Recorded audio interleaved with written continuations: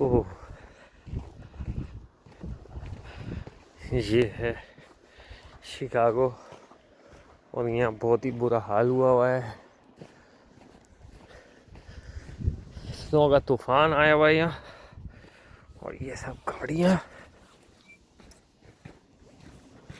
Stuck हो गई हैं।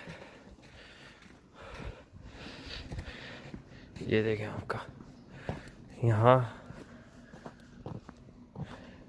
8 to 10 इंच स्नो है, और ये मेरी गाड़ी है जो इस वक्त स्नो में ढक गई है।